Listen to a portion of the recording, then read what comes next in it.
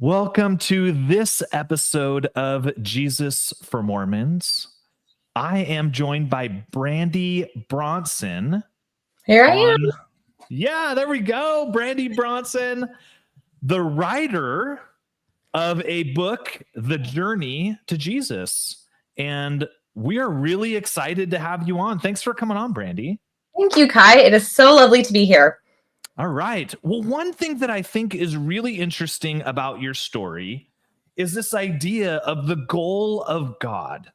Like, as a Mormon, you grow up in the church, and your goal is, I'll use the Mormon term, exaltation, right? Yep. And to become as God once was, man can become, as Joseph Smith said. And so I just want to kind of start with this topic of becoming like God and exaltation and how that kind of weaves its way into your story. Oh my goodness. Well, where to start, Kai? Godhood is everything. And kind of like we talked about before, it's not necessarily like a self-obsessed thing when you're in Mormonism. It's not like, oh, I just want to, be so great and everything like that. You truly feel as though this is what God wants for you. And I remember telling my friends all the time, like, if you were, a father, wouldn't you want your child to become all that you are and have everything that you have? And you're like, yes, that makes sense. So, we kind of slapped that will onto God. We appropriated that. Like, of course, that's what he would want, because that's what we as humans want. So I grew up just thinking like the grind and get that exaltation, and marriage obviously is a huge component of exaltation. And since I was a little girl, I was just looking through my diary the other day, and it was just like the names of all the people I might marry one day. And I was obsessed with the temple and getting there and being married. And that was the end goal in life. So I just feel like that perfectionism also is in there, where it's just like, you can reach it, you must reach it. And so there was always that grind of perfectionism, very competitive. All of those things played into how I grew up. Yeah. Do you think, I obviously think about this side of Mormonism a lot. Mm-hmm. You think that it affected your relationship with God? Like, do you think it set a peer level with Jesus, right? Oh, or absolutely. Like, yes. Yeah, no, absolutely. Because you're basically, he's there to show you how to live, and then you kind of replicate that process.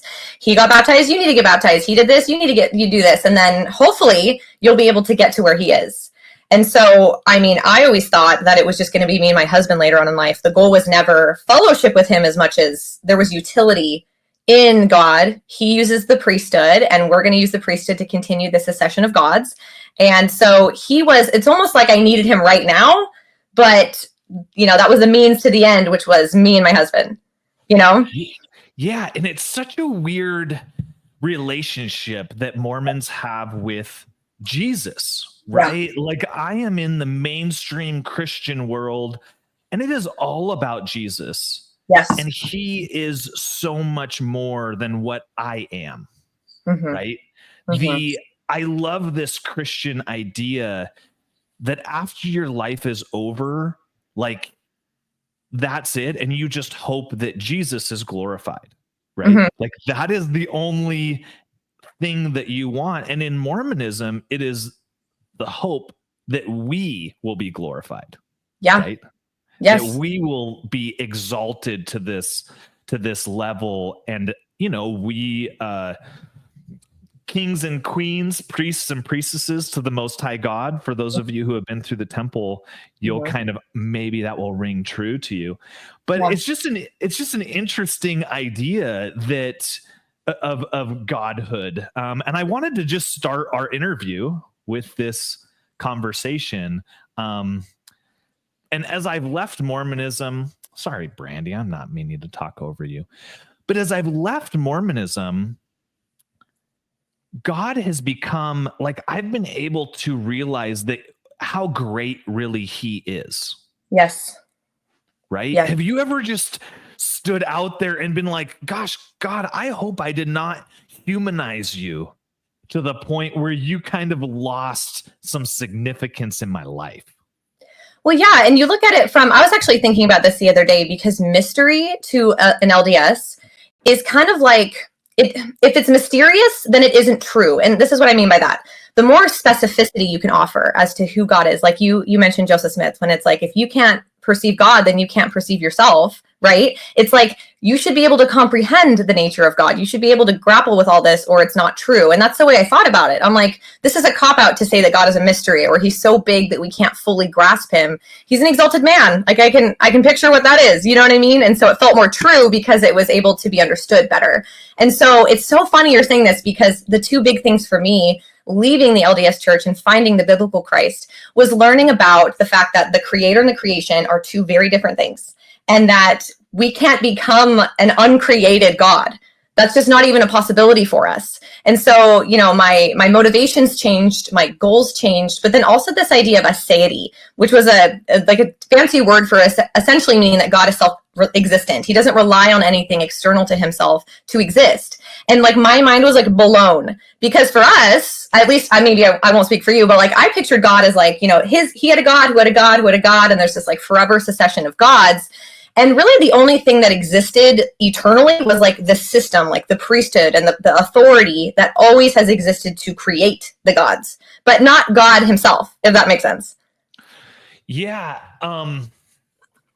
Gosh, there are so many ways we could go about this, but I do think that there is this humanizing factor that the church tries to push and tries to, I'm just going to say it, dumb down God, so that, you know, it makes sense, quote unquote, to members of the church, but in a way it diminishes like how great God is. Like, we talk about, oh dear, here we go, we're going to open it up, like sovereignty, like the sovereignty of God.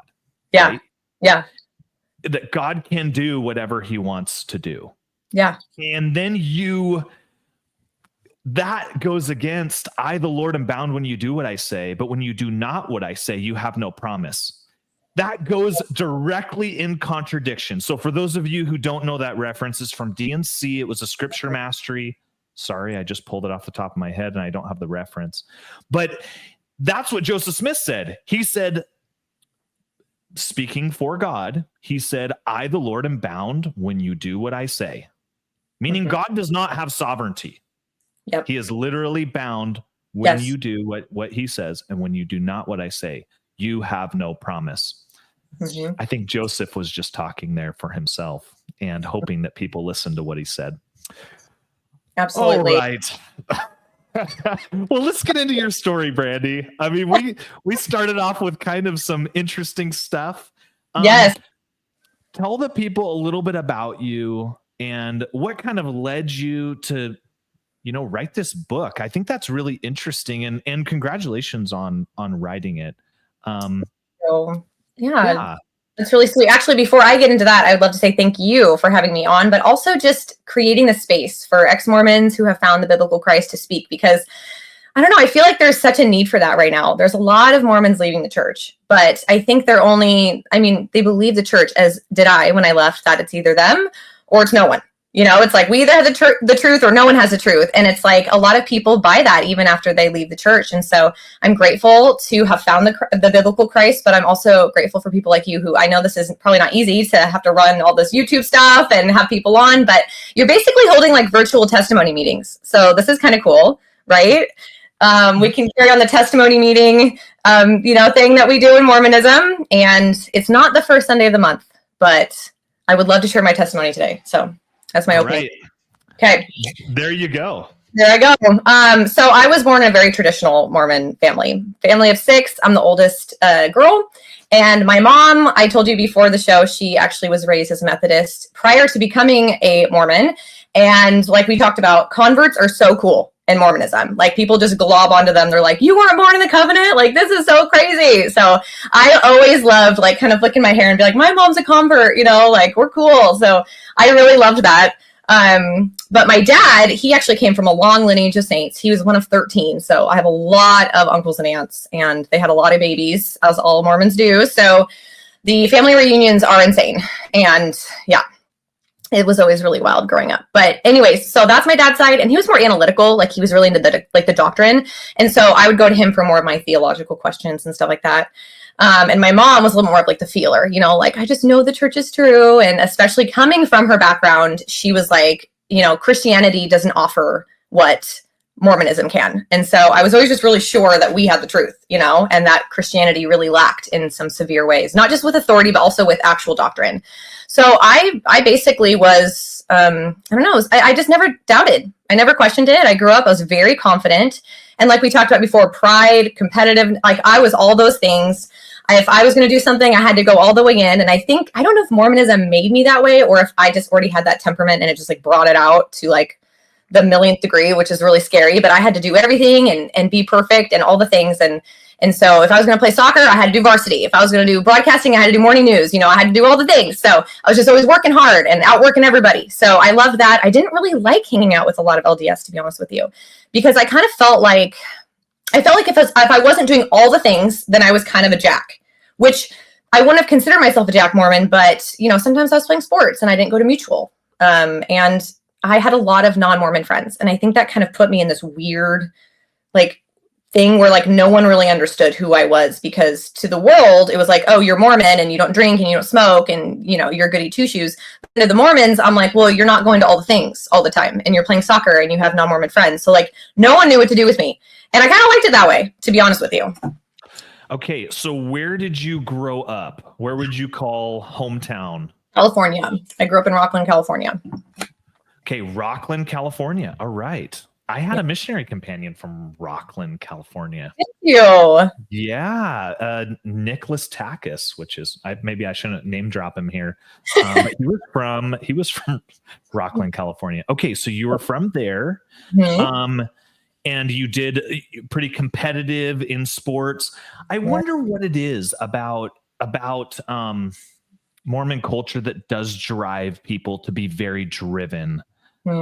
Through athletics or, you know, through school or whatever that is. But you were definitely feeling the effects of that. Oh yeah. As a young kid. So you went through your high school years maybe not fitting in with either side, either group. Yes. The hardcore true believing and then maybe the athletic jock type. And you were somewhere in the middle there. Yeah, like I would say that, like, I actually, to be honest with you, I thought that I had a greater faith than the Mollies of the Mollies, because I felt that they had to stay kind of like insulated in order to keep their testimony. And I was like, I'm out. Like, I can go to a party, I can pick up my friends who were drinking, and I'm not even enticed by that. Like, it doesn't even, you know, I'm out with the wolves. I felt like I could totally be an evangelist to them. You know, every missionary, I was like, that's me. So like, I almost resented that they were like, well, if you're not doing all of the mutuals and you're not going to all the stake events, church isn't enough. Like, you got to do all the things. And for me, my family, I'm so grateful my mom let me have non-LDS friends. I mean, we still had a very traditional upbringing. We didn't have friends over on Sundays. We didn't go shopping. You know, we kept the Sabbath, but all those things, it just wasn't like, oh, but you don't hit everything. So I kind of resented them a little bit. I'm going to be honest with you, where I was like, how much could you do what I'm doing, have the friends that I have, and still be an example to them without being pulled down, you know, by their influences. So I actually felt really prideful because I felt better than the world, but I also felt better than the Mormons. So I was just like high on my own stuff. So that's the truth. Hi, I'm Brandy Bronson. I'm better than you, and I know it. I'm better than everyone. Okay, so I'm sorry, Brandy. Maybe I took it a little too far there. That was actually, yeah, that sounded just like me. So you're in this, like in school, you're kind of figuring this out, and I assume you were pretty, kind of moral going through that. So how did this? And you were also cataloging your future celestial spouse. Mm-hmm. So how does that kind of work its way? Did you go off to school afterwards? Did you meet your husband in high school? How did that work? Yeah, so I had my whole life mapped out for me before I could walk. So it was like I already knew I was going to get baptized. I knew I was going to go through Young Women's. I knew I was going to go to BYU. I knew I was going to get married in the temple. I knew I was going to have at least 3 to 5 kids and drive a minivan. And literally all of that happened to a T. And I loved it. I thrive off of the boxes. Nice. You wanted the minivan. Oh, I craved it. Yeah. Yeah. Because you don't get to the highest level unless you have a minivan. That's just what it is. So. That's the new Mormon theology right there.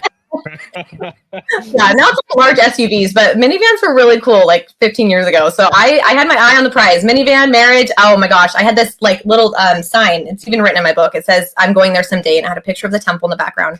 And I was enveloped in what they did in the temple. And I just knew that the goal was, like they say, the most important thing you can ever do in your life is marry the right person at the right time in the right place. And so again, the most important thing in your life isn't to be born again and to, give your life to Christ and be regenerated by him. It is to find a spouse. So that's what I focused on. I was not deterred. I could have boyfriends in high school and that was fine. Most of them were actually non-LDS, but like I was a good girl, straight edge. And I knew, like what my goals were. So I knew I was going to get into BYU. I didn't even apply to anywhere else. And I worked really hard. I did seminary. I, got really good grades and I went off to college. And so, but I knew that when I got to college that I could kind of go, because my husband was just going to take care of me. I just, I was like, I'll just go into broadcast. That'll be great. So I just wanted the MRS degree. That's really what I wanted. Hold on. The MRS degree. Yes. What is an MRS degree? A Mrs. degree to get married. Oh, I've never heard that before. Really? Mrs. Oh, MRS. Yes. Yeah. So that's the degree that you wanted. So you end up going to BYU. You are a cougar. You are rise and shout. Yes. At the Y. And how did that work out? You're looking for this, partner, this celestial partner for the rest of your life. And yeah, tell us about that. Well, I had never really been to Utah. And when I got there, I was like, what is this place? Because as much as I felt kind of misunderstood by the Molly of the Mollies in my home ward, I felt just so out of place in Utah. I mean, I have, I'm very wild and I have a lot of energy. And so I just felt like, I don't know. I just felt it's the cream of the crop, right? Like academically, like they're the best. They are really smart there and they're not playing around. And so I felt kind of like however the standard was where I lived growing up, that it was just like magnified when you got to Utah. And so I had to learn a whole different culture. I really, really did. Provo it's very different than California. I will tell you that much.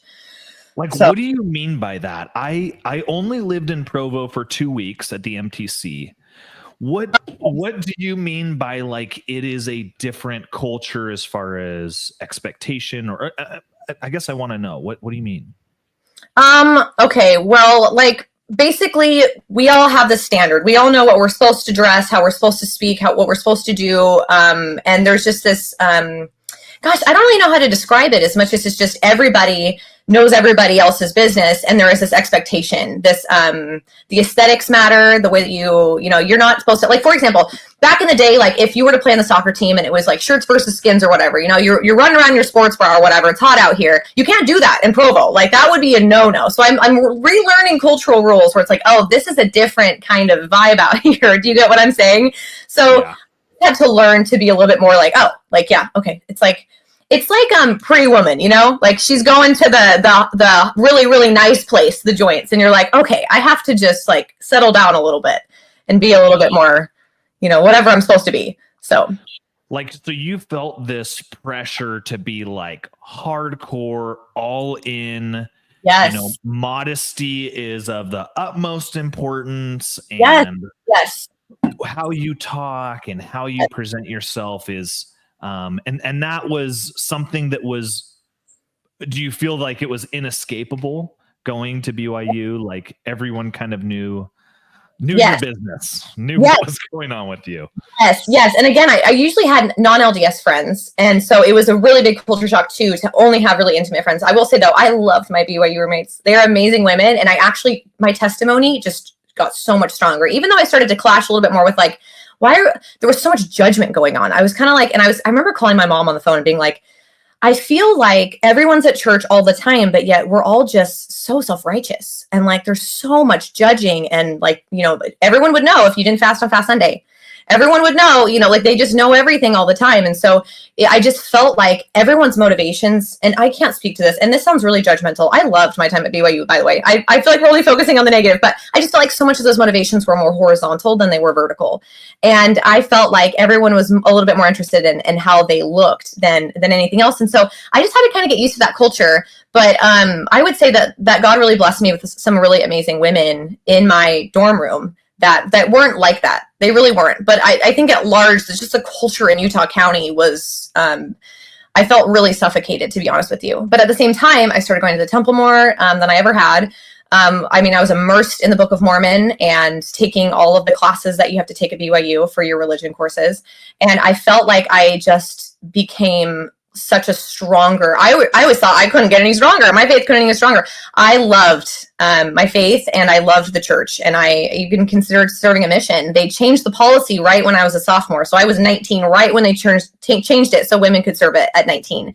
And I felt like God had to like put that on my heart. And I was like, oh my gosh. So I like prayed about it. I talked to women who had served before me. And it turned out that I was like, I really just think that I need to get married. Like I need to get married.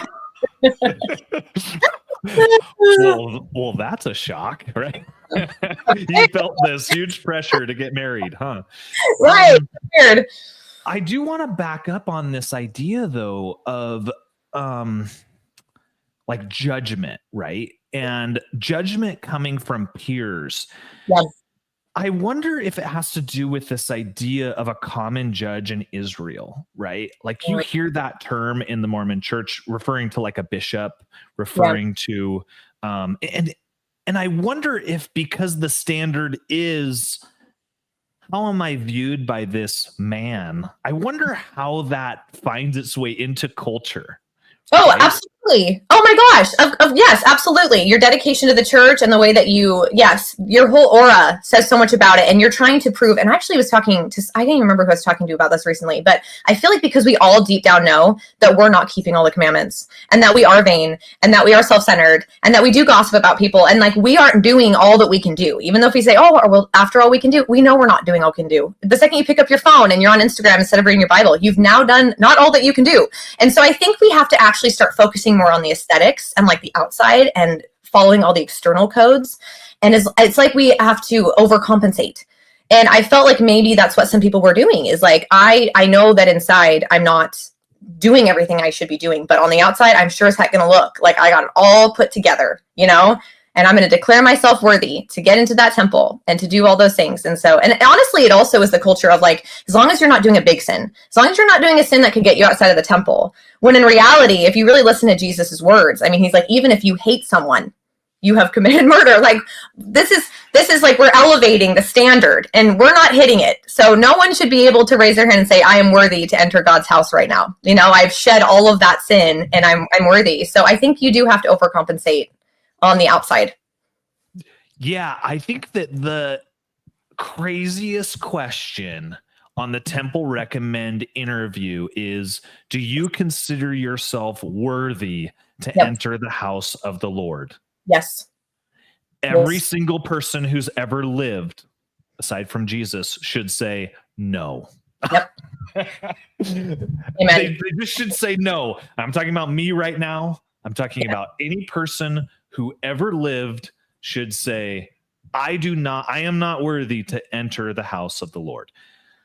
I think about that all the time. And I think, but you look at what Jesus taught. Look at what Jesus taught when he told people, you are like a glass that is clean on the outside, but is dirty on the inside. Right. Yeah. And that's the aesthetic that is put out so much in the church. I can't speak for you, but I know for a lot of men, that's a really hard thing to, and I think there's a lot of shame and a lot of people who put up, these guards where they know they aren't living right. And they feel that they can't express themselves and say, hey, I'm actually really struggling with this. And I think that the more barriers that the church puts on people to actually confess and move in the right direction, those just aren't healthy barriers. Like those aren't healthy things to for people to act like everything is perfect. That is not healthy. No, also it leads it so we don't feel like we need Christ. Or, okay, so this is what legalism does, right? There's basically two outcomes with a legalistic mindset. You're either one, completely, crushed by the weight of the law. And you're all the time feeling that, like you said, it's like this impossible standard, especially for priesthood holders, where you're like, I have to have God's power with me. And if you read what's required to hold God's power, I mean, you can't sins of commission and an omission, or amen to that man's priesthood. Like, bye, you don't have it anymore. And so that standard is impossible. And so men know that. So you're either crushed by that, or you've somehow convinced yourself that you are worthy. And at that point, you're prideful and you don't feel as though you need grace. And so either way, we're not working with a good system here. This isn't the gospel. That's not what the gospel is.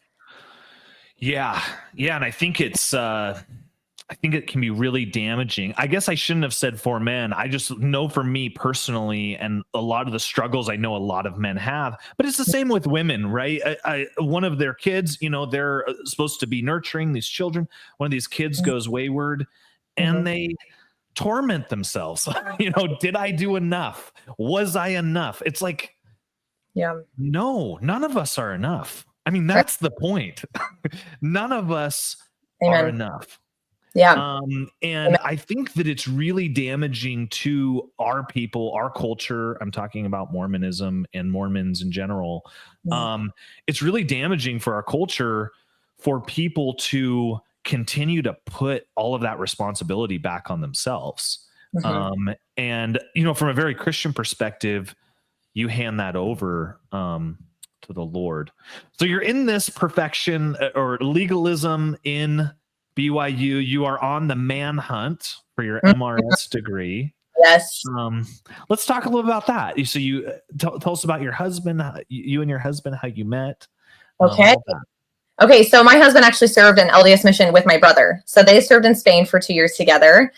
And so I remember I was at a BYU football game and I saw him for the first time and he thought me and my brother were dating. And so that was awkward because he was like, "Oh, your girlfriend's cute." And he's like, "That's gross. That's my sister." And he's like, "Oh, whatever." And like laughed it off. And I was like, so anyway, so it took a while for him to he kept thinking my brother was kidding because my brother is a total goofball. And so he didn't believe us. And I was like, "No, please, like we're not dating." So it took a while for that to simmer down, which was weird. But we met and then we were married within the same year. I was a junior in college. And so, yeah, I mean, there's really not much to that story, except I dated a lot. And then I felt like I could never get like a second date. It was like either I talked too much or he didn't talk enough, or it was just like I never could. You just go through them so fast because at BYU, you're like, I got to get, somebody before I graduate or I'm an old maiden. And so I remember freaking out. It was my junior year. It was before I met AJ. And I was like, I'm never going to get married. Like, this isn't going to happen for me. And I was how old were you at the time? I mean, just to give the non-Mormons out there a perspective, how old were you at your junior year? 19 or 20, 19, end of 19, early 20s. Okay. So just to give perspective, this is a 20-year-old girl thinking she's never going to get married unless she locks it down at BYU. Yep. So I was feeling the heat. I remember there was another girl outside of the broadcast station. She was a senior and she was like, I could tell the fear was in her eyes. And I was like, "Are you worried you're going to have to graduate without getting a ring on your finger?" And she's like, "Yeah." And I'm like, "Me too." Like, we just bonded over that. And that's the only time I ever talked to her. But I was like, yeah, this is very stressful. Oh my gosh. So yeah, but I was so grateful because it was so funny though, Kai, because I also wanted to push against the culture. I didn't want to get married until I had graduated. I'd like set these arbitrary rules for myself. I was like, I'm not going to follow all of my roommates who got married within the same semester. Like that's too Molly. But I need to make sure I have a ring on my finger by the time I graduate. Like I don't need to move away after BYU and have to start trying to find somebody. This is going to be the best pot of guys that I ever have. But I don't want to get married in college. Like that was a little too much for me, So anyway, so I made these arbitrary rules. Like I need to be engaged by the time I graduate, but I cannot be married before I graduate because that's too much on the other side. And I ended up breaking my rule, getting married in college. It was in between semesters. So it was at Christmas break. I got married right before Christmas. And yeah, so I mean, we met and immediately I knew he was absolutely my soulmate. So we just got along so well. And he's from Utah. And I was like, I cannot live out here. So he was like, okay. So we moved back to California. But he finished up his master's at BYU. We started having babies immediately. And so I worked for a bit. And then, yeah, we had 3 babies and moved to California. Wow. Beautiful. Yeah. And so what did that look like? I mean, after you left kind of that bubble of BYU, yeah, right? Mm-hmm. What did that look like as far as adult activity in the church? Like, were you guys kind of taking a break? Hey, we're outside of this, Mormon bubble, or was it full steam ahead? We are this young family that is just, fulfilling all of our callings and doing all those things. What did that look like for you guys? Yeah, well, when I met AJ, he was Elders Quorum president, and he was very, very active in his word. And I really liked that. Like, I would not have dated or married a man who came back early from his mission. And I know that sounds terrible, but that was written in my diary. It was canonized. I could not deviate from that. I had to marry a man who was a full-time missionary. And so he checked every single box that I had made when I was 7 years old. And so he even spoke Spanish, which was a requirement. And so hold on. That was a requirement, or that was not a requirement? It was a requirement. Okay, there we go. She's got that going for her too. I was so depressed. I was dating all these guys. I'm like, you hit 15 out of 20, but it just wasn't. I mean, we're talking about eternity. Okay, Kai, we're talking about eternity. So I was very specific. But anyways, so he was very active in his ward. I was very active in my ward. I was Relief Society president I was teaching Relief Society, not the president right then. And so we moved in, obviously we got married, moved in together, had London, and then, we had a few more babies, but we moved in with my parents when we came to California originally. And when we moved in with my parents, we were just in my old ward growing up. So we went to that ward. I didn't hold a calling there because I had newborns and was pregnant, and I just never stopped I felt like I had kids forever. Within like a 4-year period, I had 3 babies. It was just like insane.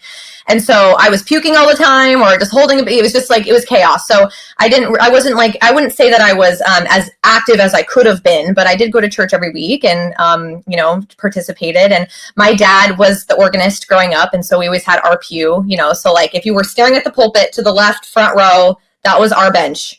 And he'd always have his like hymnals and church manuals and Book of Mormons and stuff out. So we'd move those and we'd all sit down, and now I had my little babies, and it was really cute actually to be in my home ward and to kind of come back, and my mom could show me off to everybody with the babies, and because you made it, you got married, like you did it.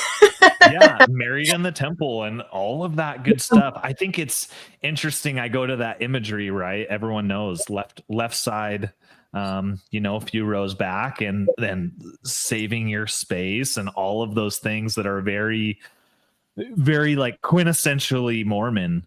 Yeah. So you have kind of this really happy, idyllic, setting with your family, and this new family that you have with these 3 little kids.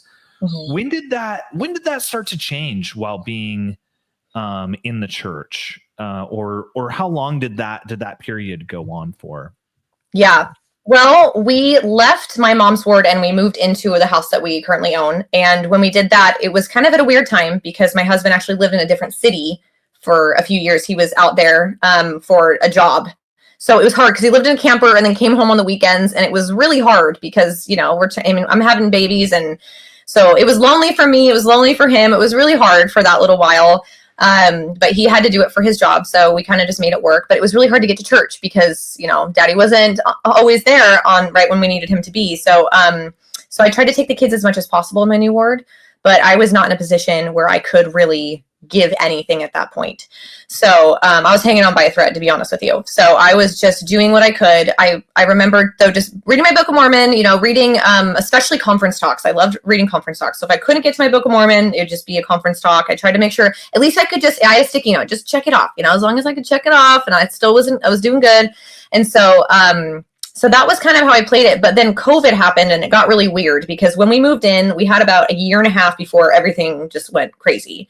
And so, I never really integrated fully into the ward that we were in because of of everything that just went down. But it was during COVID, and I know your story is very similar, but a lot of things just started happening where I kind of felt like confused as to the church's position on certain things. And I won't really get into those just because that's not really relevant, but I did start to question, like, if there was kind of like the leadership was going rogue. I was like, maybe this is like another mini apostasy, because I know the Book of Mormon's true, and I know Joseph Smith is a real prophet, but like, why is the church acting this way right now? You know, and I was born into a very Americanized home. Like the, what was the quote I always said? You can't have an 1830 unless you have a 1776, right? Like America was born for the Book of Mormon, essentially, is what I believed. And I knew that, Adam on Diamond, I had a ticket to Adam on Diamond for the end of times. I knew that was going to be, I could get in there, and that I knew the Garden of Eden was going to be, like, I knew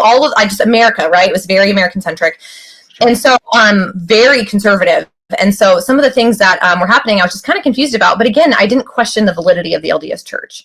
And it wasn't until I talked to a family member who I knew had been struggling with their testimony. I won't really name who they are, but they told me to go to the site called Mormon Think. And I was like, I will, what? Because you don't do that, right? You don't go to somewhere to learn about church history that isn't from the church, Yeah. So that was like really weird. Yeah. That's a really hard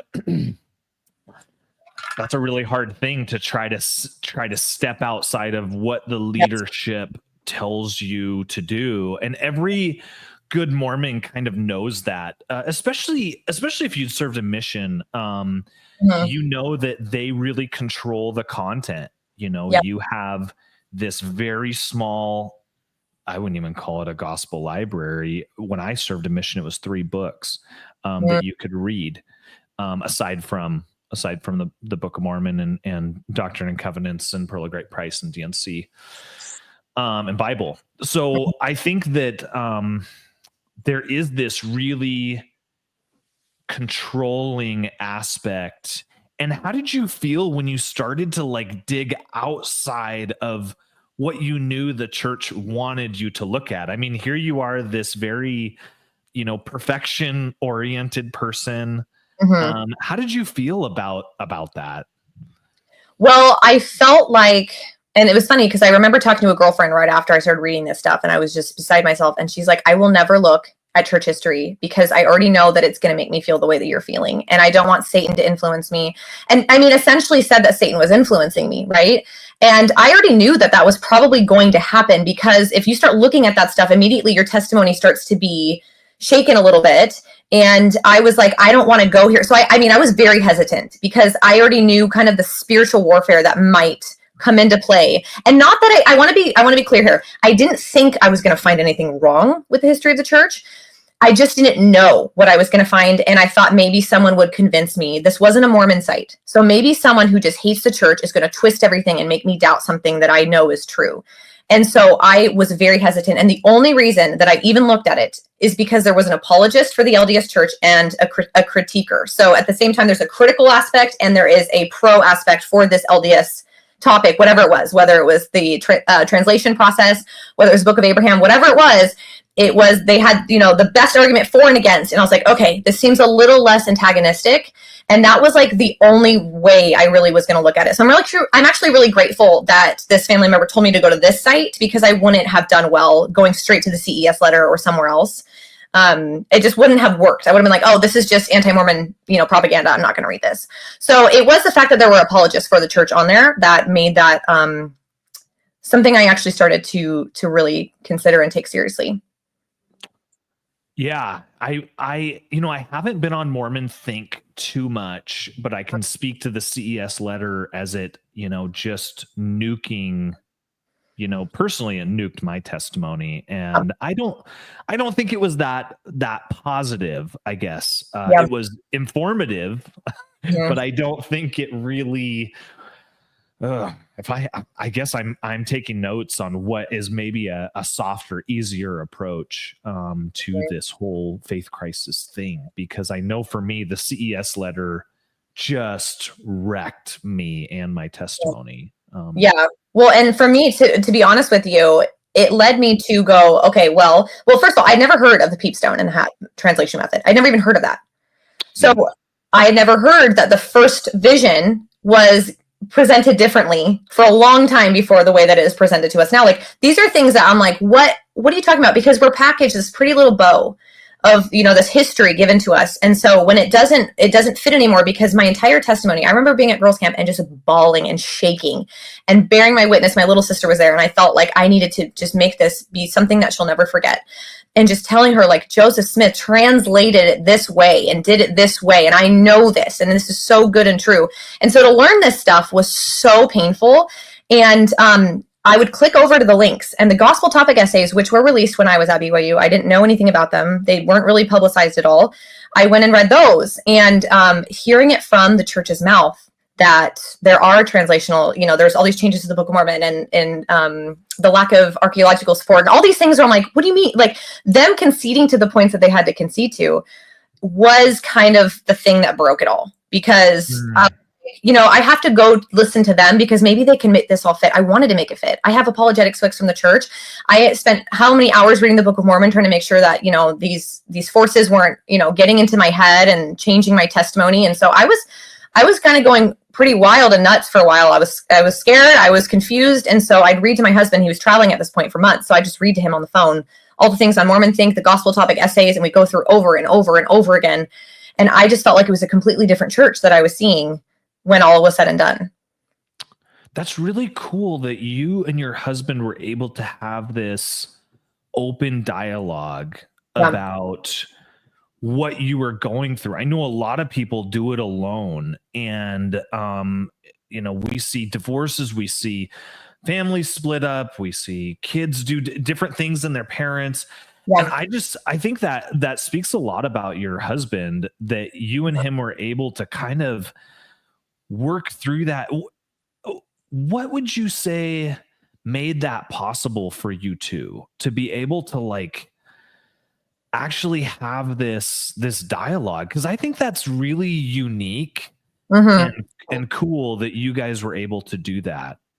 Yeah. You know, honestly, Kai, the more that I have been around the block now, the more I realize how unique it is, which is heartbreaking, by the way, because I have been around so many instances now where that is not the case, and that the church becomes a wedge between two spouses, and it gets so complicated so fast. And I get it. I get why it does, because one person is like, what do you mean? Like, you're questioning, like, this is what I got married to you for this reason. You know, like, of course you love them, but like, you're a priesthood holder. I need you to be the priesthood holder in my family, you know, like, and so I get that.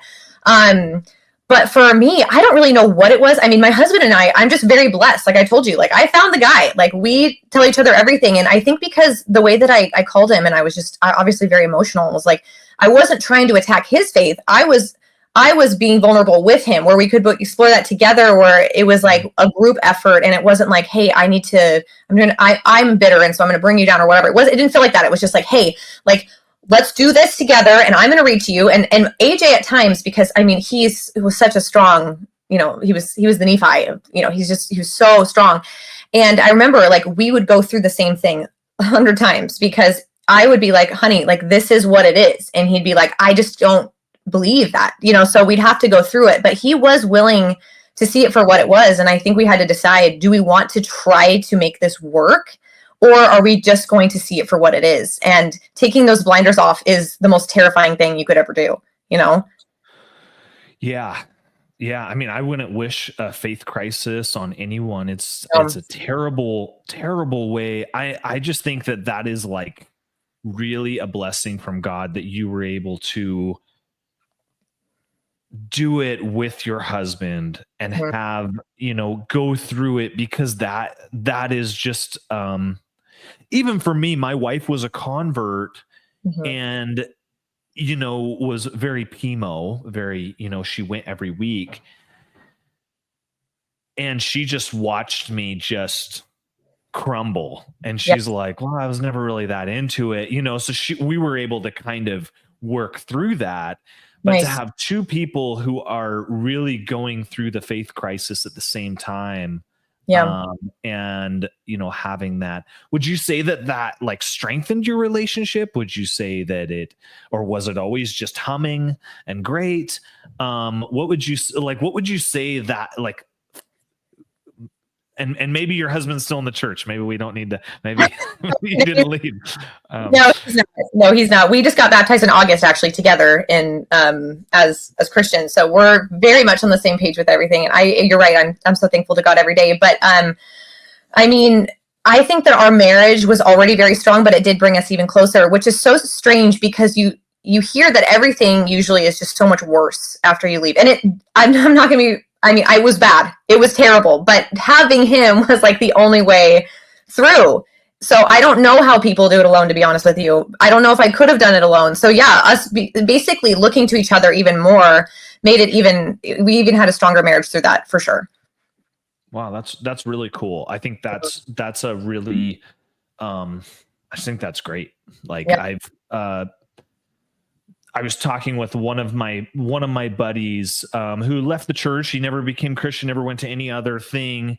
And he was telling me about how he lost his faith and he didn't want to tell his wife for months and months. And they just had to, he was like, I was so afraid that my wife was just going to like leave me, and they have kids and all these messy things.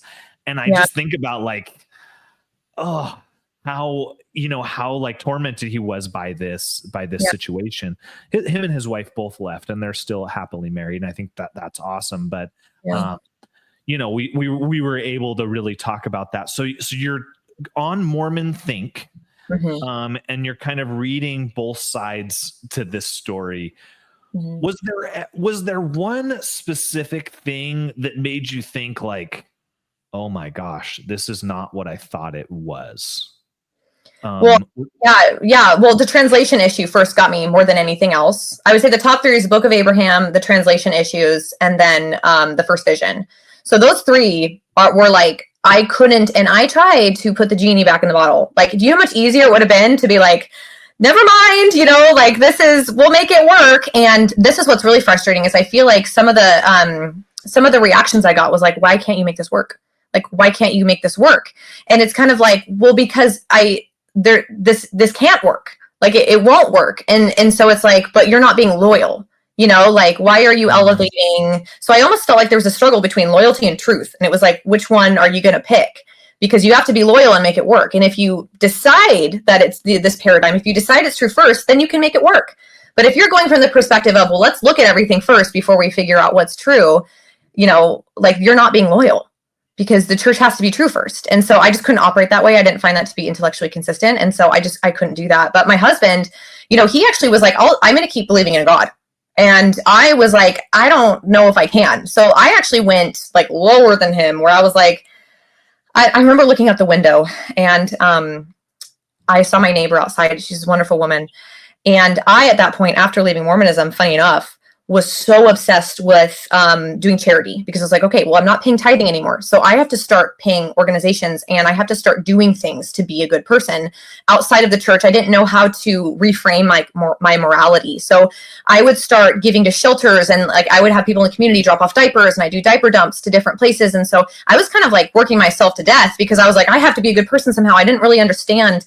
I didn't know if there was a God, and if there was, like, does he care, like, what I do? And so I remember looking at my neighbor outside, and I was like, she just goes to work and comes home, and, she's living her life. And I was like, and I'm doing so much more than her. And I was like, this is why Christianity could never be true, because, like, in Christianity, it's just heaven or hell.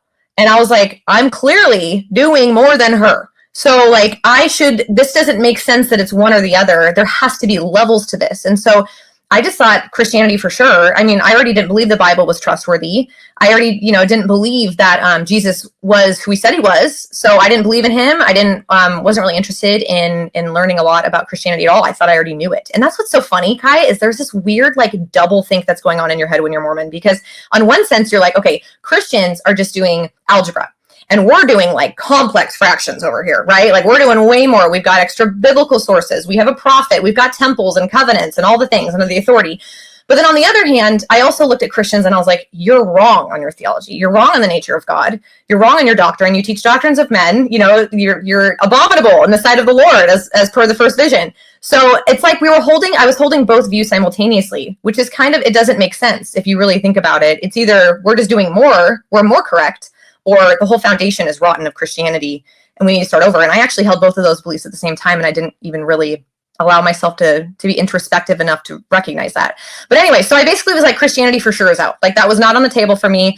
AJ was like, I'll believe in a God, but I'm never ever going to go to church again. And I'm like, okay, but what do we do with our kids? Like, I was so grateful that our kids were so young because, I mean, my oldest still remembers the LDS church, but it wasn't difficult in that respect. I didn't have teenagers. Like, some of the people going through this right now that I know personally that have teenagers, I'm like, oh my gosh, it's so hard. And for me, I just felt like they were so young that I could still figure my crap out. And then, we can get to the next stage together as a cohesive unit in a more seamless manner. So.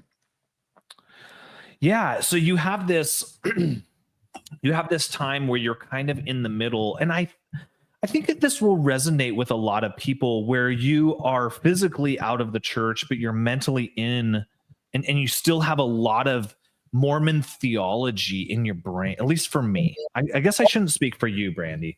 But for me, you still have that, like you say, diminishing the Bible. Like, we believe so this is one of the articles of faith, right? We believe the Book of Mormon to be the word of God.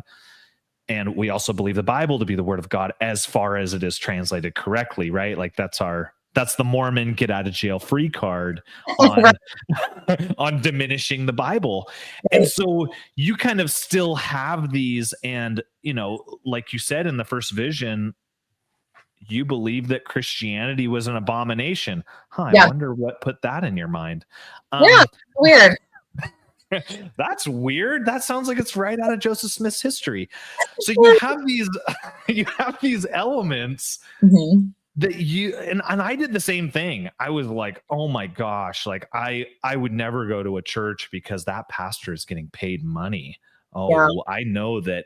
Yes, paid clergy. Like, no, we don't do that. Yeah. Yeah, priestcraft, right? King Benjamin's discourse, right? In Mosiah. So, like, we have all of these built-in criticisms to Christianity. Yes. And I would ask anyone to think about if those Mormon, ex-Mormon, Christian, non-Christian, is that healthy for a religion that is supposedly the Church of Jesus Christ of Latter-day Saints? Is it healthy to cut down Christianity in your theology? Is that healthy? Sorry, Brandy, to stick that right into the middle of your story, but no, please take the floor. I just think it's crazy. I think that is. I won't go much further. I just it bothers me now knowing Jesus in a different way, and then having it presented in such a poor way in the Mormon church that makes it so hard for people to be like, well, I guess I'm going to try out this, Pentecostal church down the road, right? No one's doing that. They're all saying, because they've had these seeds of doubt planted in them. Right. I think it's sad for me and my family. I think it's sad for you and your family that you have that inside of you, that it's kind of that Mormon wiring.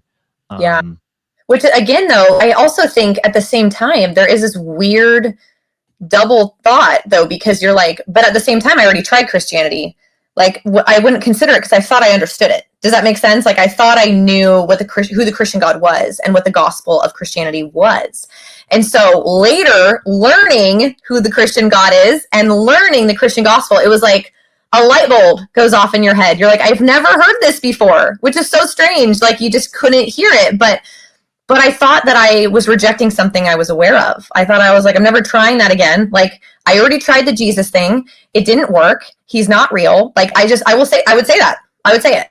So it was like, I didn't, but it was really interesting because I started to, and this is kind of getting into the next section, but I was working for a client one night on the TV.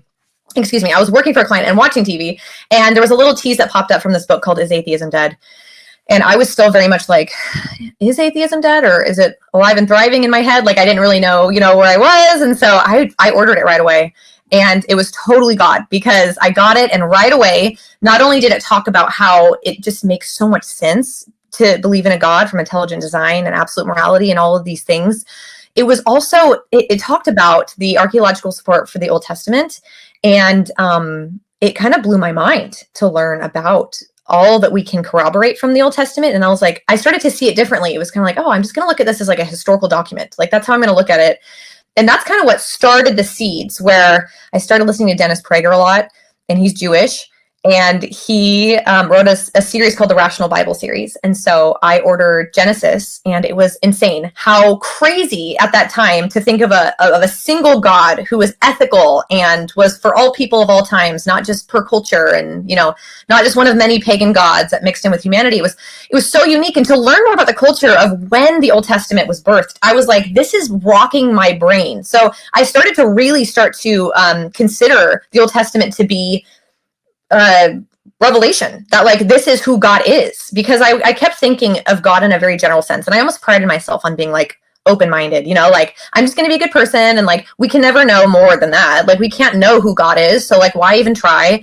And if you try to tell me it's a Christian God, then you're being closed-minded. And so I just wanted to be very liberal to my approach of all that. So I really started to be like, oh, I think that this is really special revelation. This is God interacting with humanity and telling us who he is. And so that was a huge deal for me to wrap my head around the Old Testament. Huh.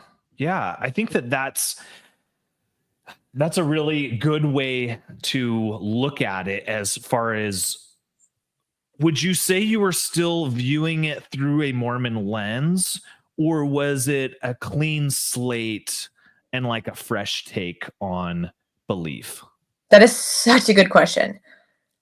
If I were to like, I feel like it's both, because I was still projecting the Mormon God in some aspects, but I was trying so hard to be like, God, who are you? You tell me. I'm not going to project anything on you. And I think there was only one way I could really comprehend it at that time. But I was confused because there was only one God. Like that's what the Old Testament was saying. And I was like, okay, is that just one God for us? But then like Jesus, like, you know, you know what I mean? But the Old Testament's talking about a savior, and like we Isaiah, Malachi, I'm reading all this stuff, and you're seeing this very weird book. And so I was like, maybe I should just look at the Old Testament. I never heard words like manuscript authority, or like, you know, looking at it in a way, and you and I kind of talked about this before, but for me, it really mattered, because for us, it was like, well, there's just a gold book that just basically popped out of the sky, well, unearthed, and then, you know, was given to the angels. And so we don't really know like what was on the original, but we have to trust this one single source. And that's not how it works in the translation process for the New Testament. It just wasn't. And so learning, like, we have the ability to really see through textual criticism what the originals had. And you can see that there wasn't a huge change in the gospel and what it says about who God is. Like, I felt like, oh my gosh, I need to start taking this seriously. And it mattered to me, the manuscript authority, and seeing that line really mattered. And so I started reading the New Testament, and what was hard was Jesus. For me personally, I'm going to be honest with you, it was like I had this aversion to him, because I was hurt and I didn't want to consider him again, because I felt like I knew him, and I felt like I walked with him. And now I can see that I really was walking with him. I had I like to liken it to like a circus mirror, where I was looking at him and he kind of had disfigured, you know, attributes, and he wasn't clearly who he is to me now, but I know that he was always with me. It's just I couldn't really I couldn't fully give myself to him and have a full relationship with him yet, because I didn't know him the way that he is. So when I started researching the resurrection, and I kind of again looked at a very purely historical lens, and I was just like, I told my brother, we were going to a soccer game one time, and I was like, dude, I would stake my life basically that this happened. And he, you know, most of my siblings, all of them actually left the LDS church. And so he was like, what? Like, you know, what do you mean? Like, he didn't even know I was going through this process. I kept it very kind of personal at the beginning. And I'm like, you need to look into the resurrection. I have fat books on the, you know, for the resurrection, refutations, all the things. I was a mad woman, going insane, reading all this stuff, podcasts all day. And so I got to the point where I was like, Jesus rose from the dead. And if he rose from the dead, then he is God. And if he is God, I should probably read the New Testament again. And instead of looking at it like historically, look at it theologically. What is he saying? You know, like, who is he and what is he teaching? So like, it was just a shift. And I bought like a couple different Bibles, because I was like, well, I kind of put my quad away, you know, I was like, I don't want to use this anymore. It was so strange, you know? Isn't that weird? Okay. I do want to talk to you about Bible shopping. Yes. That is the weirdest thing as a Mormon. This is so funny that you bring this up because I have not had this conversation with anyone else. You have no, I mean, there's like 12 billion translations. Yes. Somebody's going to drop in the comments and say, no, there aren't. There's actually 1,200 or something. But there are so, whatever. It doesn't matter. If there's more than 20, that's way too many. Yes. So what is it? How is it that you came to a conclusion on like, if you're going to start reading this anew and fresh, how did you go through and pick something that you felt like would work for you? And I went to Amazon reviews. We're starting there. That's what I did the first time. But this is also crazy. God placed this woman in my life who was actually getting an apologetics degree. And I saw her at some kids' party, the little kids' party. And she came up to me and she had heard that I had been LDS. And she's like, do you have a really good Bible? And I'm like, I don't think so. Like, I just got something from Amazon, and I didn't know. It was a little more of like a women's devotional, like it had flowers all over it and just was very big print. And it was just, I didn't know where to start. But she was like, I need to get you this study Bible. And it was like $100 and she just shipped it. Like she didn't really. And so these little people were just popping up in my life, and putting all the pieces together. And I still have that study Bible and I use it every day. But that ESV study Bible is what I use now. And that was like, because I could put things into context, which is what I was missing for so long, is like, who is this, speaking to, and when and why, and like all of that, frame that for me in my study Bible. And now I'm going to read the text and I'm not going to be like, God, like, what does this mean to me? Like, it's like, no, who is God and and of course we can glean from that and we can apply that to our lives, but it wasn't me centric anymore as much as it was like, God, tell me who you are in a way that I can understand it. Cause King James is very hard for me to understand. Oh my gosh. I think of all the times I've read cover to cover the King James version and never understood it. Yeah. Like growing up Mormon, and this might be really hard for like mainstream Christian people, never Mo people, whatever. Right. But like, I mean, I've read the Bible cover to cover King James version probably 6 or 7 times and never really gotten out of it what I got out of reading the New Testament one time. Yeah. Like, yeah. Yes. And I mean, I don't know why the Church of Jesus Christ of Latter-day Saints stays with a text that, well, I do know why, that no one understands and no one can push back on. Maybe that's the reason why. But I remember I read the CSB. I remember reading that the first time all the way through and being like, what? Like this goes totally in the face of Mormon theology and Mormon doctrine. Yes. If you actually understand what it's saying. Right. Yes. Yep. A text without a context is a con. Oh, there we go. Remember what podcast? It was Felicia Masenheimer, I think, is who said that. But I was like, I'm grabbing that one. That one's going in my pocket. I think it was Brandy Bronson who said that. I think it was me. No, that is wow. Mm-hmm. That is a really interesting. Say that again. A text without context is a con. A text without context. Obviously, a generalization, right? There's always exceptions, but I don't think so. Really? I think it is. I think that is totally true. And because I think of all my experience, I mean, I taught seminary. I taught Old Testament seminary. I was a seminary teacher for a year. And I remember thinking to myself, like, I know this. Yeah. And then to reread it back as someone who was just like, Lord, I am a clean slate. Mm-hmm. I just want to believe whatever I should believe. Yeah. And for it to change 100%. Yes. Yes. Wow. Text without context is a con. Yeah. Wow. Okay. So you're reading through this text. So you're reading through the Bible. Yeah. Talk a little bit about that, about What did you find that maybe you hadn't discovered before? Or what? Okay. That's a whole nother podcast. How many hours do you have? But I think for me, honestly, the idea of hell was really crazy because, and this is actually goes back even to my mom, because my mom, when she converted to Mormonism, one of the main selling points in doctrine for her was that hell wasn't really on the table.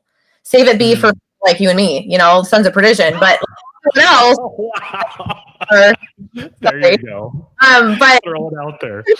Like it was so comforting, of course. Like, why wouldn't we want a gospel that says everyone's making it, even Hitler is getting to a degree of glory? And it's like, that sounds palatable, right? So for me, reading how much Jesus talks about hell and sin and seeing like, oh my gosh, I think that, you know, like my sin became, I was more aware of it. And I almost felt like, again, when it wasn't like, well, as long as it's not the ones that is going to get you in the bishop's office or the ones that are going to get you out of the temple, for me, it was like I saw in myself, my full self. I saw, you know, all of the things that would have still allowed me to get in the temple, but because I would have still been loyal to the church and all the things. It doesn't matter if you're vain. It doesn't matter if you're drinking way too many rock stars, as long as it's not coffee or tea, you know, like, it's like, as long as you're doing the things, then you're good. But it was like everything was on the table all of a sudden. And I just felt so convicted. And like, I heard something else, really, what was it? It was like, you can't taste the sweetness of grace unless you first experience the sting of sin, something along those lines. And that's what was happening to me, is like, I couldn't even understand grace yet because I didn't fully comprehend the need for Christ at this level, this deep level, like this biological level, that like I was not okay. I was not the greatest person in the world. And that was like, you know, I wasn't going to be a God, and I wasn't, all of these things just shattered in front of me. And I really do feel as though I was reading, God really was like, I need you to know who you are so that you know, like, why I was here, you know, like why I came. And I started to read also something massive in terms of theology that shifted for me was this idea of imputation, because Mormons are not afforded the idea, yeah, Jesus will take your sin. He'll take your original sin, and then he'll keep taking your sin so long as you continually repent and shed all of the additional sins off of you. But you're never given this double imputation where, you know, Christ is actually reckoning his righteousness to you. And so you don't have to get rid of your sin first. He's going to, you know, he's going to give you his righteousness so that you, while simultaneously a sinner, can also be legally justified in front of a holy God. And I'm reading this and I'm going, wait, this higher law where he's saying, like I told you earlier, even if you have hate in your heart, you know, even if you've lusted, if you've done this and that, like you've broken one little part, you broke the whole thing, dude. And I'm like, this is, so God's not saying, so strap up your boots and work harder. He's saying, stop, look to me, you know? Yeah. So crazy, because I saw Jesus always being like, oh my gosh, like he came and he upped the ante. I need to be that much better. And I need to follow the law that much more closely. But now it was like, oh my gosh, I'm not under the law. Reading Romans was like, oh my gosh, you know? It was insane. Yeah. Yeah. And I think that there is so much pressure put back on somebody who grows up in the Church of Jesus Christ of Latter-day Saints, a Mormon, right? There's so much pressure that is put back on you to be perfect. Yeah. And we do lose context of those verses, right? Like we've kind of talked a little bit about them, but if you look at like Jesus' Sermon on the Mount, right, where he's talking about like, if you look after a woman lustfully, you've committed adultery. If you do all these things, right? Like, and what he's saying is no one can reach that level. Like nobody can. He's not saying reach this level. Yes. And if you don't, feel bad over and over. And feel an anguish your whole life that you didn't reach this level. And if anything bad happens to you in your life, it's because you weren't living this level. Right. That's not what Jesus is saying at all. That's a very Mormon view on the gospel. Yeah, well, it's right. Like I say in my book, right? Because Christianity is so unique that God knows that we can't meet that standard. So instead of us climbing up to him, he actually comes down to us. And that's so, so critical for the Christian. And yet for the LDS, it's like, okay, God came down. Now, well, a God came down, Jesus came down, and he died for us. But now we too must climb up. We must climb the rungs to get back to God.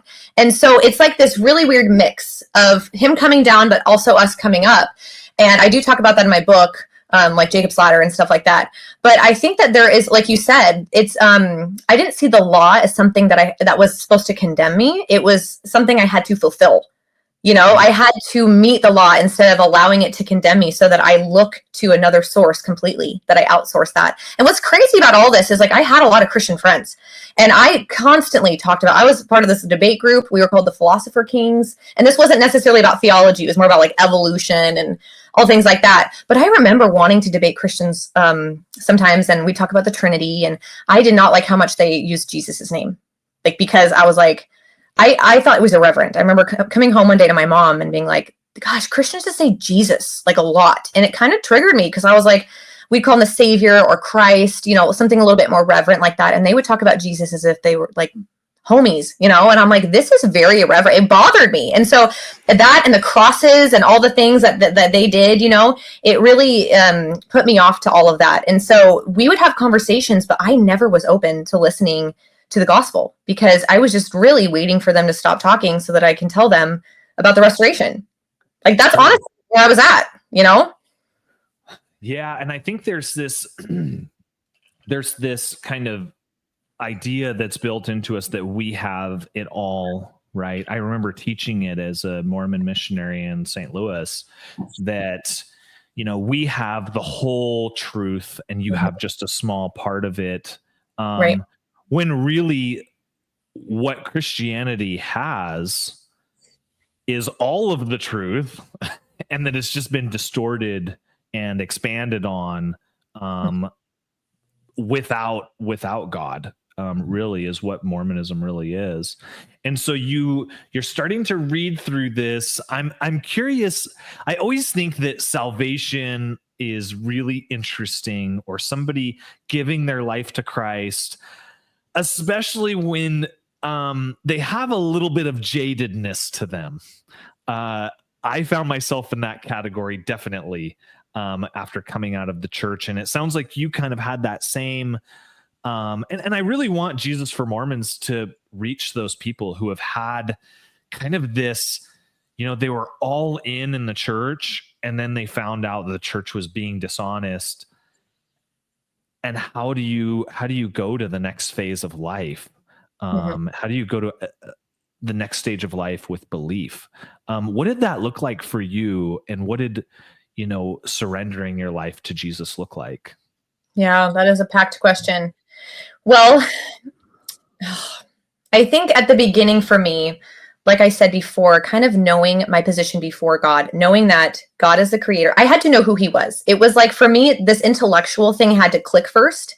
And I have a chapter in my book talking about knowing versus believing in, because you could know a lot about somebody and still not be in love with them, right? Like, they could even, I could have met AJ and he could have checked every single box that I had, and yet we would just, right? Like, that doesn't mean I just love him because I know he's these things, right? So like, I could have definitely said, God, I now know that there's only one of you, and I know that you're triune, and I know that you died for me, but like, I didn't, there's a leap that has to happen. There has to be a spiritual relationship that is engaged in that. And so I just, obviously that's all the Holy Spirit, because he gave me so much of an interest and so much of a desire to know God and to walk with him. And I read Prodigal God recently by Tim Keller, and it just talks so much about, you know, the self-righteous people kind of getting, you know, you have the prodigal son and the one that goes away and does all the bad things. But what about the one that's like, Dad, I earned this. Like, I did this.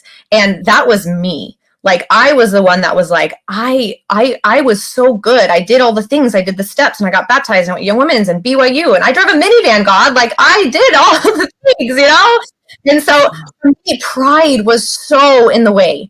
And I love what C.S. Lewis talks, because he talks a lot about how, you know, you have a woman not making the best choices and, you know, doing, what was we called her? It was basically a sex worker on the street, right? And she is way closer to God than the pious Christian who's sitting in church and feeling all self-righteous in himself. Because when we come to God and we're high on our own stuff, there's nothing left for him, right? We don't actually want a relationship with him. We want to use him as some celestial butler to make us feel good and to give us what we want. It's those who are broken and who know they are, and they know that they need him. Those are the ones that the Holy Spirit just breaks open. And that's where I was at, is I got to the point where I was like, okay, so it doesn't matter what I'm doing. the law is there. The law crushed me. And so believing that not only God died for my sins, but actually feeling like the freedom to know that I am forever his, that I don't have to continually repent in this way of getting rid of my own sin before I can present myself before God. It was like, I'm just who I am. Like, I can just come as I am and say, God, I need you. And I never had a relationship with God like that before. And so I knew he was real, and I knew that he died for me. I could not deny all of that. And now I understood why. And so it wasn't like a day. There wasn't like this crazy moment, where I had this earth shattering experience. It was more of like, I just started to pray in this very specific way. And also, we can pray to Jesus. We can it doesn't have to be so old language. And I just felt like everything was I don't know, so formal in the way that I was raised. And now it was just like, I could have a real relationship with him. And the way that I would speak to God and how vulnerable I am, and how I'm just like, I'm not presenting myself as a worthy person. I need you. And this is who I am. And there's so much freedom in that. And it's so authentic now. And so I just think my prayers got a little bit more specific. And I started actually listening to worship music, which was weird because I wasn't raised listening to Christian music. And so kind of worshiping Jesus was a very new thing for me. Instead of using Jesus as you go through Jesus to pray to Heavenly Father. And I revered Jesus. I loved him, but he wasn't my God. And now he is. And so there was something that switched in my brain. And I felt like I gave my life to him. And I was just like, I want to be with you. I want to walk this life with you. And so he did that. That wasn't me. He gave me that desire to know him. And every day I wake up and it's all grace. That's all it is. And grace means something different now. Grace is not some type of force that can help me obey. Grace is this free gift that while I was a sinner, that Christ sought me out and that he died for me and that he saved me. And there's nothing that I need to do before I get back to God. I don't say, okay, well, Jesus, and then I need to climb this and I need to obey. It's just Jesus. That's it. It's that simple. Yeah. Yeah. And it's beautiful how simple it is, right? Yes. I mean, and what that pushes you to do. I mean, when you say, Lord, I put it all in your hands, I mean, it changes your life. Like, it changes the trajectory that you are going in. I'm curious on on your husband's reaction to this, how it's maybe affected your family life and your kids. What does that look like for your close family in the church? And when I say church, I mean the Christian church. Yes. The corporate body of believers. So about 2 years ago, is when I gave my life to Christ, and I started walking with him intimately and really just starting to read the Bible in a different way. And my husband, he was a little bit more like, okay, that, going to church, it took a little bit longer for him. But he came around and he's like, but we're not paying tithing. And I'm like, okay, all right. And I'm not getting baptized again. I'm like, okay. So it was like, and I didn't want to either. I didn't think, I didn't want to get baptized again. I thought that was kind of obnoxious, to be honest with you. I was like, I'm not, like, whatever. So we weren't really planning on doing a whole lot there, but we started church shopping, and I thought, it took a while to find a biblically sound church, which is unfortunate, but it did find where I live. I just felt like it took a lot of different times to try to find something that I felt like were really settled in. But also through this process, I want to give a shout out to Eric Johnson at Mormonism Research Ministry, because another God thing, but I was on YouTube and like this interview pops up with him. He's in Utah. He now has a new research center, by the way, that you can go, and he goes through all the old like Mormon history, and you can like try to lift the gold plates, and it's like a fascinating place to go to. But I saw him on an interview, and I reached out to him, and he sent me his book, and he also bought me a systematic theology book. And I emailed him, and I started having questions. And then pretty soon I was like, can I just send you a Google Doc? And he's like, what? And I'm like, I have a lot of questions. So I started just sending him everything. And he was like, this is a lot. So we phone call, he just worked with me for so long. And that's when he bought me the systematic. He's like, you need a systematic, like, you're insane. So he bought me systematic. And so we have been friends ever since. He wrote the foreword to my book, actually. It was really sweet. But he definitely helped disciple me and kind of rip apart this theology, because even though you give your life to Christ and you're like, okay, there's one, and there's so much you still have to pull apart, And I love the idea of justification, because like you were saying, like once you're saved, there's this freedom to be like, of course we're still repenting. We're turning all the time back to Christ and back to Christ and back to Christ. But what we're not doing is our relationship isn't changing with him in terms of our legal standing before God. That's not in jeopardy. That's not in question. And there's a freedom to know that when I didn't obey the commandments that day, God loves me just as much and he accepts me just as much. And I'm just as saved. Like, these are things that were so hard for me to comprehend, because I'm like, well, no, I didn't, I need to get back in his good graces first. So, but Eric discipled me and walked with me for a long time. And so I'm really grateful for him. And he was really helpful in finding a church for us. So he actually took the time to help find a church out here. So my husband and I tried a lot on, and so finally we found one that we loved, and then we got baptized in it. My church, my kids love the church. We volunteer now. We pay tithing, which AJ said we would never do. And we went all in, and I was so grateful that he did that, because I know that, it wasn't just about, like, sometimes when I was growing up, it was like, as long as we're in the church, we're safe. Like, even my mom felt that way, because I had such a wild disposition. She's like, as long as I have a leash on Brandy, like, she'll be fine. And I felt like there was like this, as long as you're in the bubble. But now it's like, I don't go to church because, like, I have to, there's no boxes anymore. It's just like, I have this desire to go to church and to worship the Lord and to serve in his church and to do all those things. And so it just has a completely different motivation now. And back to our full circle here, I'm not trying to exalt myself. I'm not trying to, like, grind all day to get somewhere. I'm just resting. I'm just resting in Jesus. Yeah. Yeah. And I think that's interesting too. Your motives change. That's the whole idea behind kind of giving it all to God and letting that be a catalyst for you to live your life the right way. Yes. Not, I have to live my life the right way so that God will accept me. Mm-hmm. Right. Mm-hmm. And I just think there is so much rest, and I think they're in that. And I think there's so much work in the opposite of, did I do enough? Yeah. Am I enough? Did I parent well enough? Am Amen. I a good enough spouse? Am I good enough, in my case, priesthood holder? All of those things. Yeah. And it's like, that's not what the gospel is. That might be what a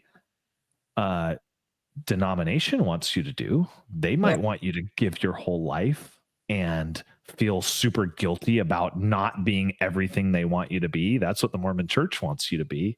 But that's not what Jesus came to do. He came to do something radically different, right? Mm-hmm. Absolutely. And so, well, that's good. So are your kids, when they transitioned from going to the Mormon Church, I guess there was a little COVID break. Yeah. And then how did they kind of integrate into this new church environment that you're in now? Well, what's funny is, with the COVID thing that happened, and then we tried on different churches, and it kind of got to them, because it was like we were always kind of switching around, and they're kind of like, they weren't really into it. And so I finally got, and it's so funny because I still tell them almost every week when we're driving to church, I'm like, hey guys, does going to church make you righteous? Does it make you a good person? And they're like, no. And I'm like, are we better than any of our neighbors right now? Because they're at home playing video games or doing what they're doing, and we're going to church. Are we better? And they're like, no.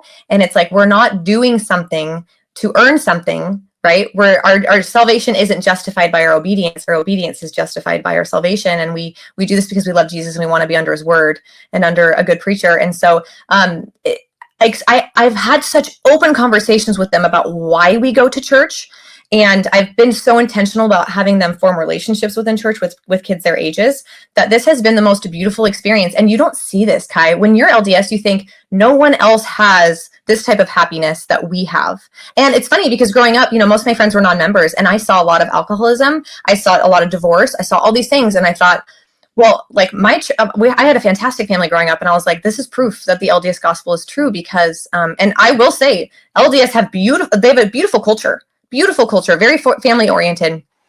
And so I think Christians can do a lot of learning through that. But I thought we had a monopoly on this type of happiness, and the Mormons do not. I have never felt so excited to go to church, see my kids excited to go to church and worship with them. And to hear my kids sing gospel songs and praise Jesus in this way, all the time I'll turn to my husband and be like, this is such a different there's coffee in my home. I recently started drinking. It took me almost 4 years, but I did it for health reasons, funny enough. I literally did it to because I wanted to get rid of some Diet Coke. And so I'm like, I need some caffeine, but this is healthier. So it's funny that I actually switched out what I could drink as an LDS for something that I couldn't to be healthier.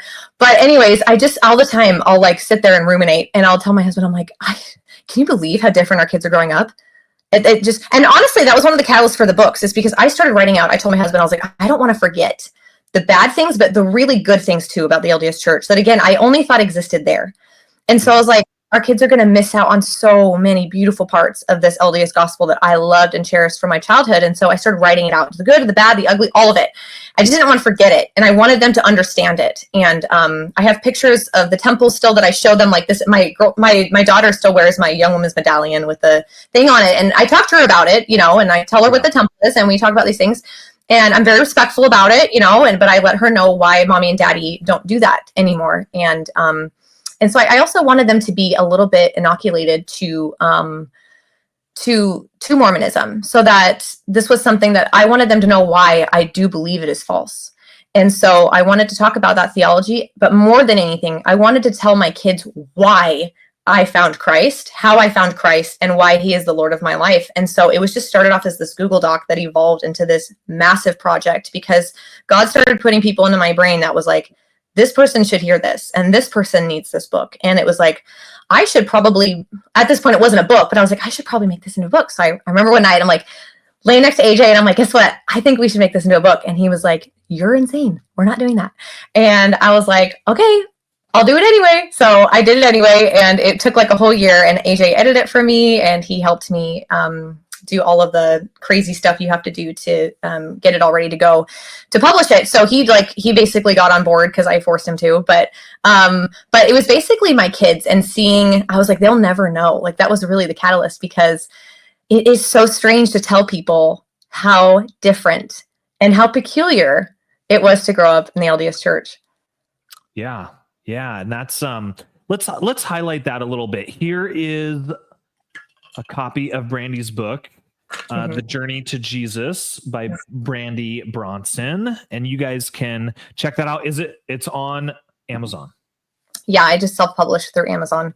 Self-published through Amazon, and you can get it. I love Brandy. I think anyone who's listened to this, they love you. They think you are great. They think and I'm not love bombing Mormon style.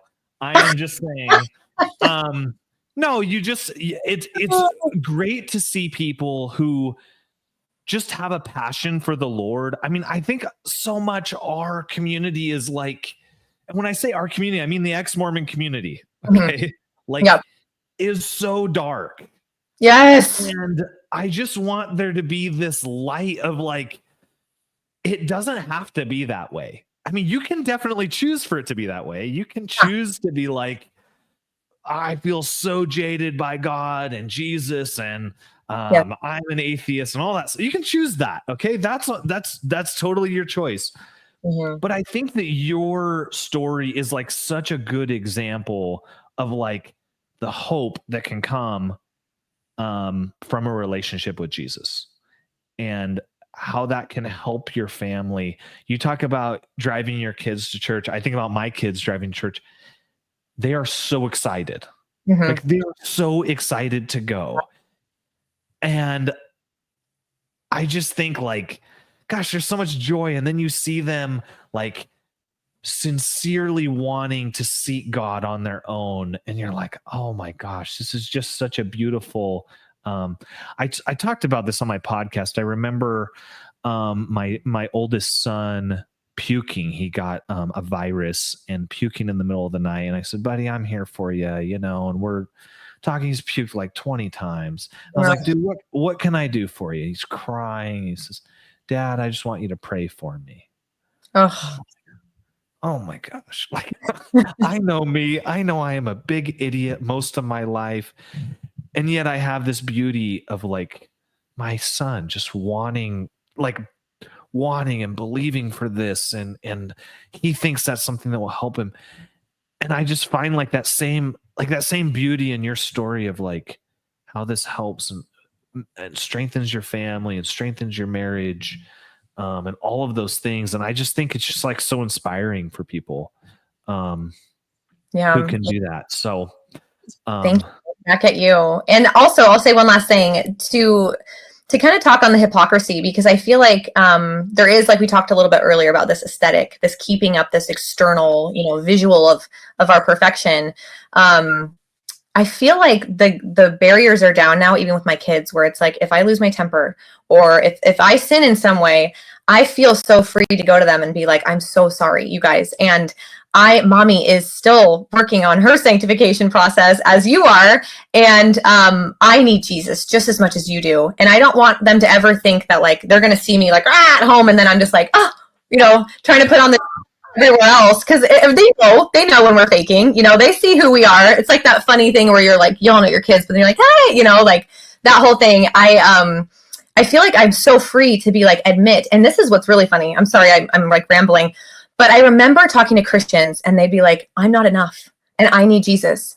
And I thought this was like very self-deprecating rhetoric. I'm like, then what do you mean you're still sinning? Then stop. Like, forsake your sin. That's what true repentance means. Go look at LDS scripture. True repentance is the forsaking of sin. If you sin again, it all comes back. So I'm like, figure it out, right? And so for me, it was kind of like, what do you mean that you're just like basking in this not enoughness? Like you do it, get going on the commandments. And so that's the way I felt. And now I look at the kids and I'm like, see, mommy's trying and I'm still not making it. Like, I need Jesus and him alone. And so I get to say that to my kids. And when they mess up, it's like, does God still love you? Like, of course, yes, of course he does. Are you any less loved or saved? No, you're not. And like, I emphasize the gospel so much in my home. And I know this sounds weird, but like, I wouldn't take back anything. I wouldn't take back being LDS. I wouldn't take back any of it. The perspective I have as a Christian now, I know how sweet grace can be, because I lived where the gospel and the law were meshed together, and being able to distinguish the gospel and the law and being able to see what the gospel really is, and that grace is so beautiful. And it tastes so much sweeter when you have been under the law for so long. And so for my kids, it's just like, I get to emphasize that gospel every day. Jesus is enough. We need him. Mommy needs him. You need him. And there's just there's no barriers anymore. I don't have to put up this aura about myself, Yeah. There is so much freedom in it. And Brandy, thank you for coming on and telling your story. People should go out, buy your book. And I think it will impact a lot of people. And I just really appreciate you coming on Jesus for Mormons. Hopefully I didn't take too much time of yours, but I really do appreciate you coming on. And if you have any questions for Brandy, how can people reach out to you if they have any questions about your story? Yeah, so I created a little Instagram page about 6 months ago. It's called The Journey to Jesus, but I think there's it's like the, and then under, The Journey to Jesus. It's on the back of my book too. But just look at me on Instagram. I don't have really any other social media. I mean, like I have like a really weird Facebook that's just my name with like 6 followers. I use it for Marketplace. That's not, don't try to find me on Facebook. Just on Instagram will be good enough. The Journey to Jesus on Instagram. All right. Well, thanks a lot for taking the time to tell your story. And I know that it will impact people. And if you have any questions for me, feel free to reach out at jesusformormons@gmail.com. And until next time, love you guys. Thanks, Kai.